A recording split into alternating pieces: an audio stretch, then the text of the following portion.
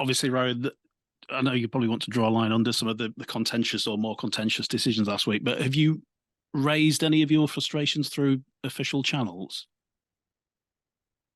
Yeah, we certainly do want to move on from some of that stuff, and just from the game in general. We're always about moving on. I raised a few questions around some things that happen in the game, and we all know that we all make mistakes, players, coaches, media, referees. We're all subject to getting things wrong at times, and we understand that those things do happen from time to time. So I'm really disappointed to hear that there's been abuse directed towards the match officials. I think it was a team performance among the referee officials. It wasn't just one person. So I'm disappointed to hear about that. And I think we as coaches raise critical moments in the game, sometimes in our press conferences, but it's nearly always measured and in context. So I think anyone that's wanting to know the full coach's view should really check out the press conference itself and listen to the whole argument before they want to critique a referee or make comment. I think the positive thing moving forward is that the referee, the official team will have support next year with games being televised or streamed. Video ref being there to assist as well, that we'll be able to get more feedback that'll help positively influence our game. So do you just reading between the lines, do you feel there still can be a safe space where a coach can not question decisions, but sort of maybe highlight their frustrations? Do you feel like that can be achieved without referees getting awful abuse? Yeah, I think, coaches and players always get questioned about their own performance. So I think, the referees have a critical role to play in the outcome, but also in the spectacle of the game. So I don't think it's unfair for a coach to make comment as long as it's not a personal attack. And it's done in the right manner. To raise question of incident, I don't think is an issue. The game likes its controversy, but it should always be dealt with in a fair and sort of respectful manner. And to anyone that abuses anyone, in whether it's player, coach, officials, management, anyone, that's just not part of our game, and not. The people involved in any abuse, really aren't helping our game. They're making things worse. So, I've got a lot of respect for the officials. I do genuinely respect. They have a very hard job to do. Very difficult. Any coach will tell you when they're refereeing games at training, it's a difficult situation to be in. Players put you under pressure.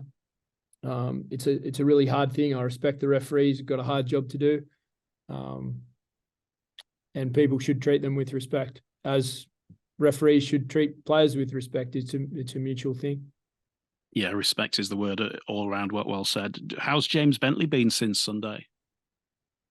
A bit dusty, as you'd expect from a decent concussion there, where initially we were just hopeful that there was nothing permanent or no neck or sort of spinal damage there, but everything's been cleared in that regard. He's just sort of resting. He's been in and around the players the last couple of days, but on light duties. He'll have to see a consultant, given that he's had 2 this year. And that process will be a gradual one. We're a club that certainly takes all precautions there. Almost all of our return to play processes are longer than the ones that are the 11-day mandated one. Ours are nearly always longer, allowing the player more time to recover and more practice before they're thrown back out there. So we'll certainly be taking all the precautions there with James, and hopefully he's back in the next couple of weeks, but there'll be no rush there. In terms of possible returnees, we won't see your 21 until tomorrow. Has Nene McDonald become a dad? I'm still waiting to get the official update there, but we'll check how he is. He's due back to play, So that'll be the intention at this point. Is there any worry we might get caught up in the backlog and air traffic issues and things like that? I'm not aware of any of that type of stuff, but our management team are in control of the sort of travel arrangements there, and we'll know more when he's back and see how he is as well. That's a long flight, obviously. What about James McDonnell and David Fussatua? Are they back in contention? Could they be back in contention?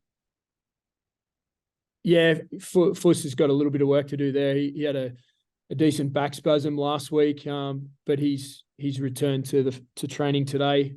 He's likely to be back. James McDonnell should be fine as well. What about the game then? What do you take from the last couple of games against Hull this season? What was the main takeaway from those? Oh, we had a couple of really good battles. We ended up scoring a few second half tries there last time to sort of seal the game, but it was a tight, hard game, and the round 2 game was a tight battle as well. So, we're sort of where we are on the ladder. I think we're on equal points, and we've had a couple of good battles already. So it's both teams have played some good stuff at times. Probably lacked consistency to get those quality performances, but they've played a lot of good footy and dangerous footy at times as well. Like, you can certainly see the identity of the team there shaping.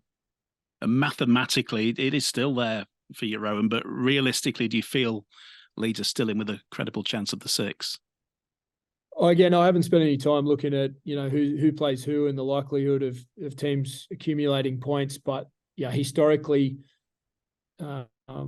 winning more games than you lose gets you into the playoffs generally in the Super League era. So there's still more than hope there.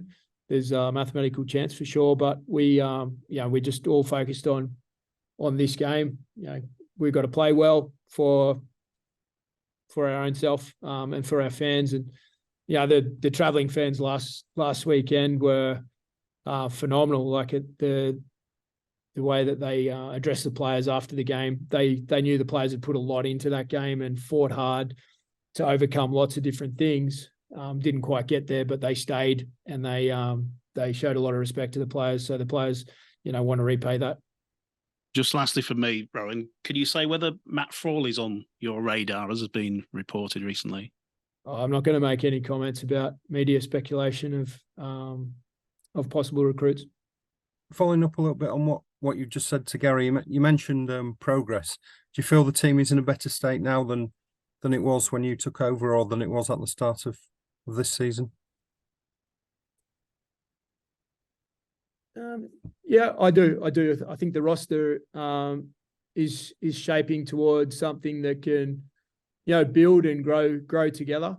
There's a lot of younger players that have had plenty of experience in the last 12 to 18 months, got a lot of work under their belt and are progressing. It's hard to compare season on season because they're different personnel. The way to assess will be, in the future, looking back to this year and seeing that it was a stepping stone and a progression towards who we're driving, to become.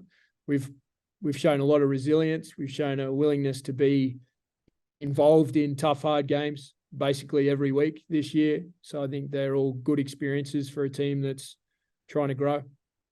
I suppose when you look at the points difference, that must make you think, well, we weren't far off being up in the top 4. I think you've got the best points difference outside the top 4. Yeah, and our defence, I think, is 4th or 5th as well. Recently. So we've shown some good resilience, and execution and cohesion takes time to build. The best teams have had a nucleus together for a good period of time across NRL and Super League. So that'll be there'll be more good things to follow there with once we get that cohesion and consistency season on season. Will the squad be stronger next year?